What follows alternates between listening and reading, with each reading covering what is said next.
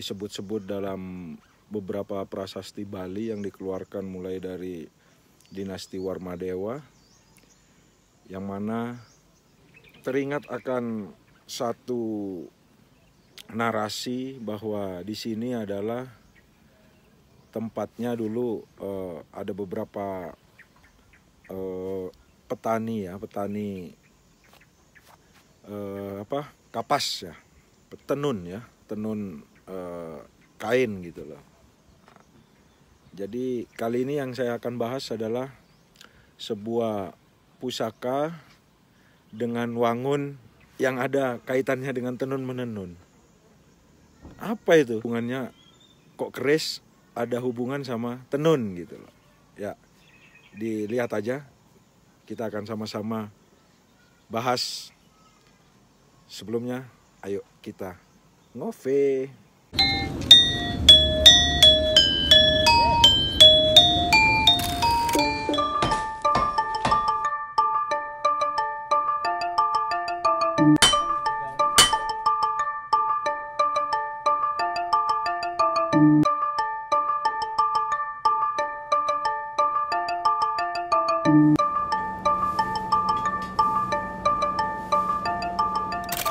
Hai.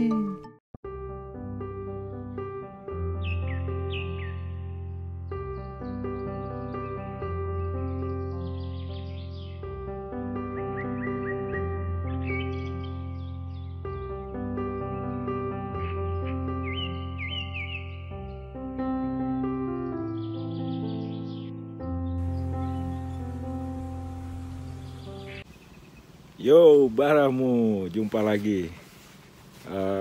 Sekarang saya ada di ketinggian 1070 meter dari permukaan laut, tepatnya di daerah kuno di Bali yang sudah eksis sejak abad ke 11-12 itu sudah eksis, disebut-sebut dalam beberapa prasasti Bali yang dikeluarkan mulai dari dinasti Warmadewa, yang mana di sini dikenal daerah Cintamani ya, Bukit Cintamani, atau sekarang kita kenal dengan Kintamani. Sekarang saya berada di sini di sebuah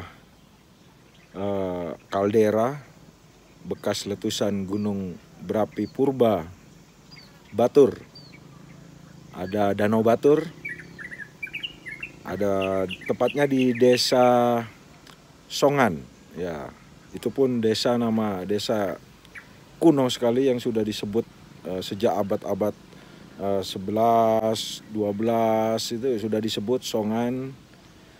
Trunyan itu sudah disebut di beberapa prasasti. Jadi sekarang saya berada di sini, saya teringat akan satu narasi bahwa di sini adalah tempatnya dulu petani kapas yang hidup di sini, dan hasilnya itu dibuat untuk tenun kain gitu loh. Jadi kali ini yang saya akan bahas adalah sebuah pusaka dengan wangun yang ada kaitannya dengan tenun menenun. Apa itu? Oke, simak aja ntar ya sampai selesai. Apa hubungannya, kok keris ada hubungan sama tenun gitu loh. Ya, dilihat aja, kita akan sama-sama bahas.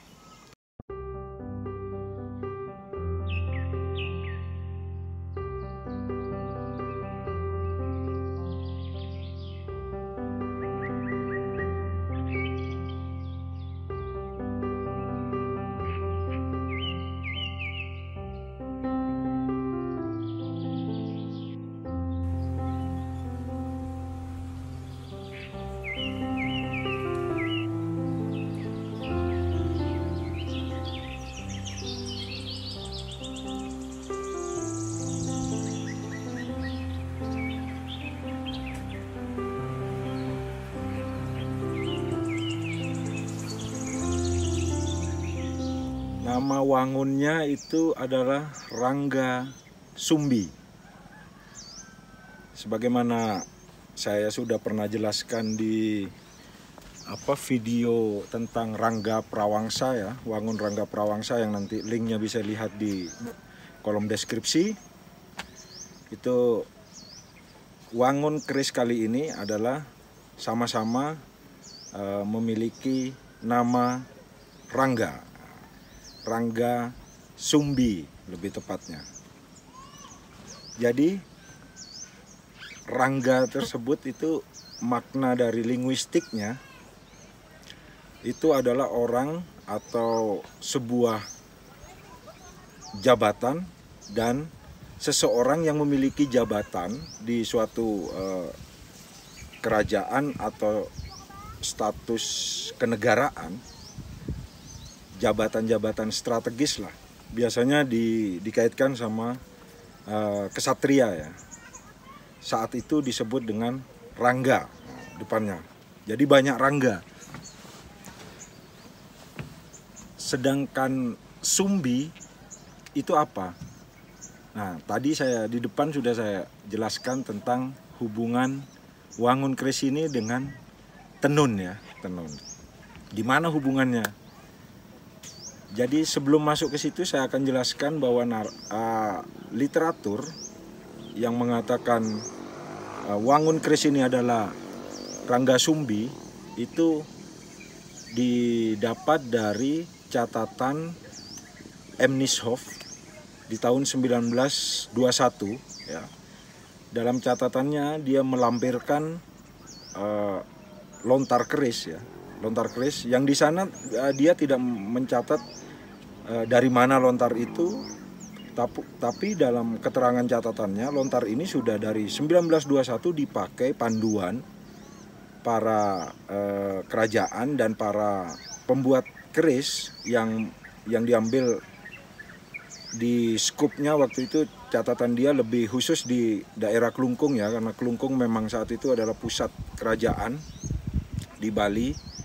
Jadi dia mengambil itu, artinya literasi tentang keris ini dan penamaan wangun ini sudah dipakai secara luas di wilayah Kelungkung dan sekitarnya. Bahkan ada kemungkinan dipakai di luar Kelungkung, bahkan seluruh Bali. Karena dalam beberapa catatannya dia itu menjelaskan bahwa 50 tahun yang lalu, dikatakan begitu, 50 tahun yang lalu berarti tahun 1800-an ya, abad 19 sama 18, itu wangun ini sudah dipakai para pandai untuk membuat suatu karya. Begitu loh. Artinya jauh sebelum M. Nieshoff menuliskan dalam catatannya tersebut, lontar keris ini sudah dipakai. Bisa jadi kemungkinan besar karena dari penamaannya, penamaan wangun-wangunnya ini berasal dari era-era abad lebih tua lagi ya, yang kalau di-compare dengan masa atau timeline di Jawa itu mulai dari Kadiri ya, waktu Kadiri malahan, karena ada beberapa pendekatan nama wangunnya itu Kediri sentris, sangat-sangat Kediri. Bisa dilihat juga bahwa hubungan erat antara Bali itu dengan Kediri sangat-sangat erat ya, ketimbang Majapahit itu sendiri. Jadi Bali ini lebih dekat ke Kediri malahan, karena mengingat Wangsa Airlangga itu ada di Kadiri gitu loh. Para sejarawan juga, sejarawan Bali pun sepakat bahwa Kediri itu lebih memiliki kedekatan dan kedekatan emosional ya, kedekatan emosional dengan Bali. Bali pun begitu, memiliki kedekatan dengan Kediri. Bahkan ada beberapa pementasan seperti pementasan Calonarang itu landscape yang diambil kan Kediri gitu loh, bukan Majapahit. Artinya memang kedekatan itu ada ya. Nah, kembali ke Rangga Sumbi, saya akan tunjukkan wangunnya sebentar lagi. Jadi sebelum itu supaya ada gambaran bahwa Sumbi ini secara linguistik itu artinya suatu alat ya, alat yang ada di alat tenun ya. Dia yang menghubungkan benang ya. Jadi pada saat menenun itu pengikat benang ini kan ada benang yang di alat yang vertikal, yang vertikal itu kan benang-benang. Nah, sumbi ini bagian yang alat untuk giniin horizontalnya gitu loh. Jadi kemungkinan besar dari linguistik ini bahwa tugas dari alat yang namanya sumbi ini adalah menghubungkan benang antara yang vertikal sama horizontal, memadatkannya itu. Jadi dugaan saya dari faktor linguistik itu bahwa sumbi, khususnya wangun rangga sumbi ini dipakai oleh orang-orang yang saat itu memiliki tugas sebagai penyampai atau negosiator atau orang-orang yang bertugas menyampaikan titah raja ya. Karena dia penyambung, entah itu menyambungkan titah raja kepada rakyatnya atau menyambungkan titah raja dengan utusan dari kerajaan lain gitu, atau juga bisa dia sebagai pusakanya pamegat ya, pamegat. Mungkin teman-teman yang sering baca naskah kuno atau prasasti itu pernah dengar suatu jabatan di suatu kerajaan itu pamegat ya. Artinya hakim ya. Kemungkinan itu juga sumbi karena dia yang menyambungkan, menjadikan suatu benang dan benang vertikal dan benang horizontal ini menjadi satu kesatuan, menjadi sebuah kain nanti. Nah, inilah fungsinya adanya sumbi itu loh. Jadi rangga sumbi secara penjabaran luas adalah suatu bentuk jabatan seorang kesatria yang bertugas sebagai penyampai atau sebagai negosiator suatu kerajaan atau bahkan petugas hukum di suatu kerajaan. Nah, dalam tatanan Bali kuno itu ada namanya Pakiran-kiran Ijero Pangabean. Jadi dalam suatu kerajaan itu ada suatu komunitas yang terdiri dari beberapa orang yang tergabung dalam Pakiran-kiran Ijero Pangabean. Mungkin kalau sekarang bahasanya adalah kabinet ya. Nah, zaman dulu itu Pakiran-kiran Ijero Pangabean itu di beberapa prasasti sudah jelas disebutkan. Nah, di dalam Pakiran-kiran Ijero Pangabean itu banyak jabatan-jabatan yang disebutkan di sana, termasuk ada pamegat, agamawan, terus banyaklah yang ngurusi masalah ekonomi gitu loh. Nah, keris ini dugaan saya kemungkinan besar adalah dipakai oleh salah satu jabatan tersebut yang berhubungan dengan penyampaian ya, penyampaian. Mungkin kalau sekarang lebih ke duta besar ya mungkin ya. Dia yang merajut hubungan antara dua kenegaraan itu loh. Pendekatannya mungkin itu ya. Lebih ke duta besar atau orang yang suka menyampaikan sesuatu.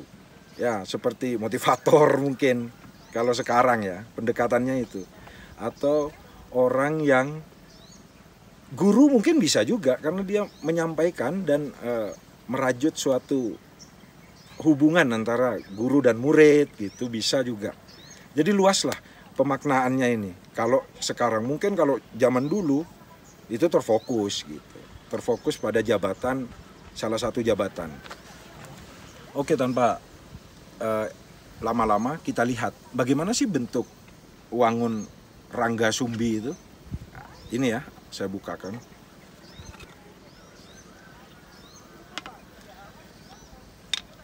Nah, ini.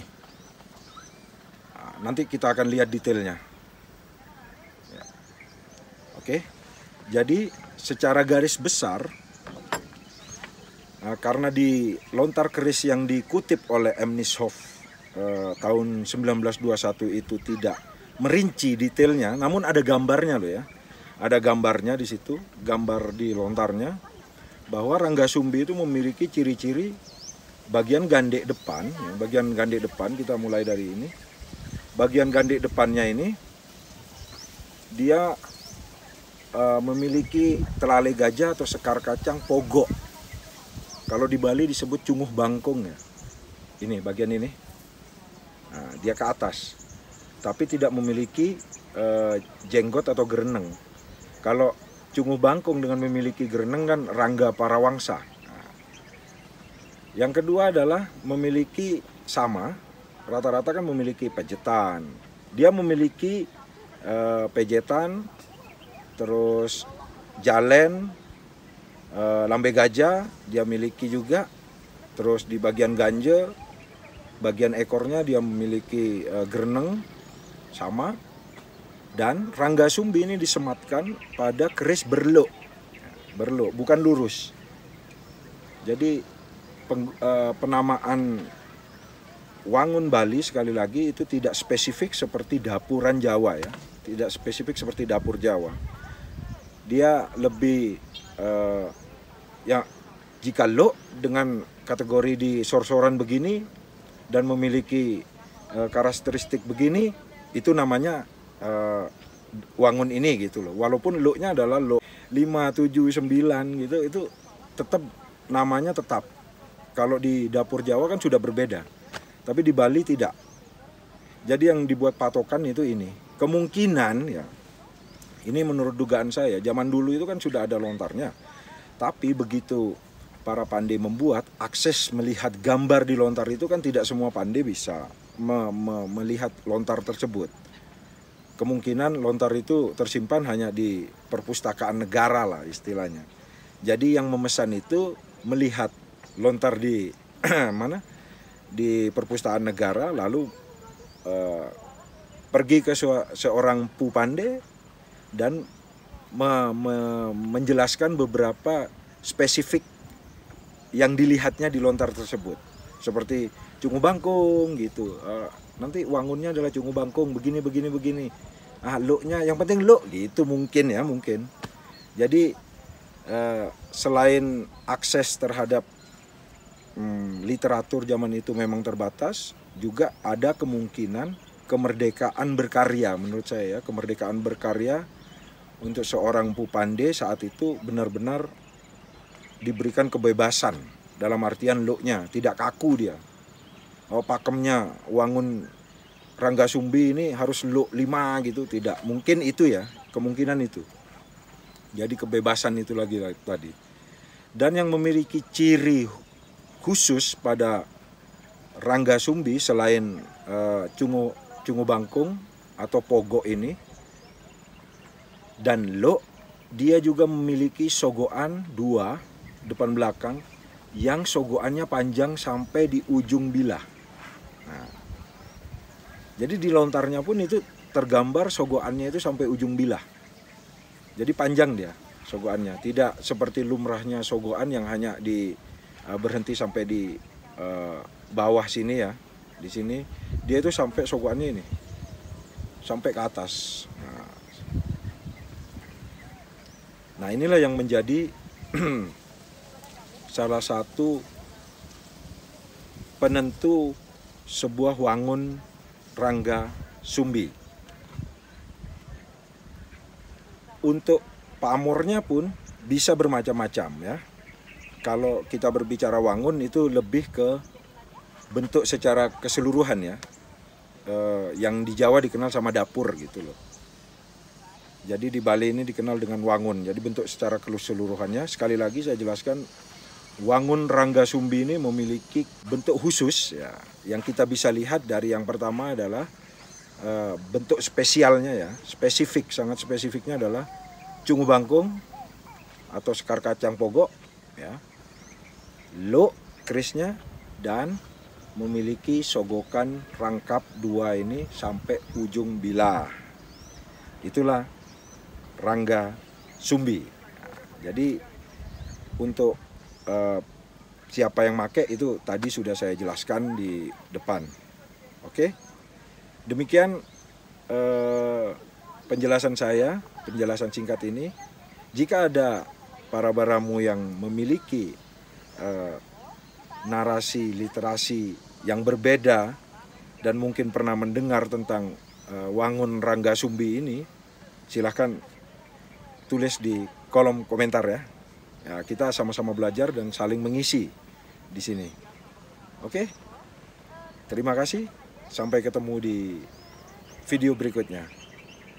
Dari kaldera Bukit Cintamani atau Kintamani, Gunung Batur, di belakang saya Danau Batur, dan sebuah desa kuno, Songan, dan Trunyan. Tetap saya ucapkan support terus Pandai Lokal dimanapun baramu berada ya. Tetap banggakan Kris Milenial. Oke? Sehat selalu, sukses selalu. Jangan lupa sama-sama yuk jihad.